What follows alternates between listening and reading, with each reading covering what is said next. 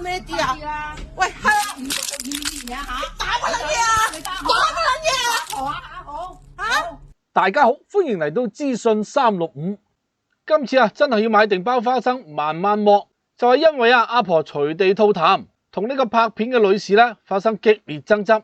一開始呢位女士叫阿婆上下鏡啦，阿婆發現有手機之後即刻嚟個詠春互相推手。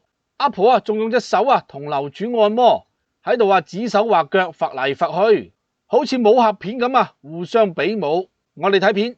喂 ，hello， 隨地吐痰嘅阿婆上下鏡啦，望過嚟啊喂，慳啲啦你，慳啲，慳咩啲啊？喂，係啊，唔年啊吓，打乜撚嘢啊？打乜撚嘢啊？好吓？你喐手打人啊？你喐手打人啊？上東張啊你仆街！好啦，你打錄緊啊！放心，一定會。薛日東啊嘛，有幾難揾啫？有晒樣，我拍你個牙。望過嚟啊，咁上鏡。乜攞我背脊得住啫？你啱喐手打我，影低晒啊！唔報警，報咩警啫？幫你出名仲好啦。你咁理直氣壯啊，周街攣痰，咁樣喐手打人啊嘛。好彩我電話冇事啫。得，冇事。喂，掂晒啦，我有晒證據，多謝晒喎。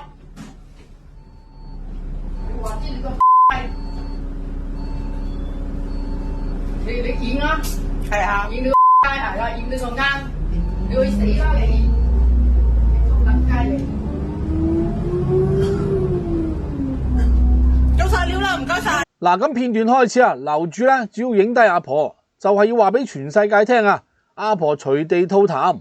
嗱，老實講如果我見到都反晒胃啦，大佬，啲咁核突嘅嘢真係我都唔識講啊。咁阿婆見到樓主影自己即刻就反晒面啦。你影咩影啊？兼夾用個手推樓主嘅手機，後嚟仲直接起身嚟個功夫切磋。嗱，咁樓主都好厲害喎，不斷攞住個手機係咁追住阿婆影，仲大聲反擊你喐咩我錄緊㗎，仲揚言要報東張，要唱衰阿婆啦，即係阿婆知道自己身有屎，節節敗退到車廂中間，用個背脊得住樓主，咁兩個人就繼續你一言我一語喺度嘈到拆天咁樣。嗱，我覺得最犀利係咩係巴士司機喎。喺呢啲咁嘅嘈吵環境之下毫無影響繼續上落客，當冇事發生咁真係犀利啦。咁片段上載到社交平台，有網民就回覆教路啦。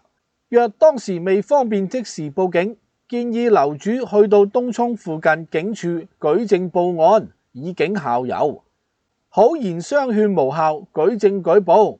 一、犯事者隨地吐痰，引起細菌傳播風險。二、犯事者用猛力拍打他人手機，意圖損壞私人財產及意圖傷人。喺香港，任何人喺公共地方隨地吐痰都會被定額罰款1500蚊，若未繳交罰款，罰款金額將會加倍。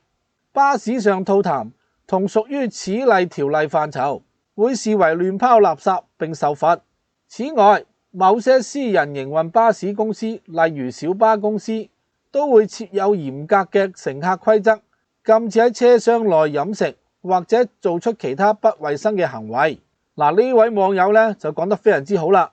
咁唔知各位觀眾又點睇呢？歡迎留言、點讚、訂閱，我哋下條片見啦。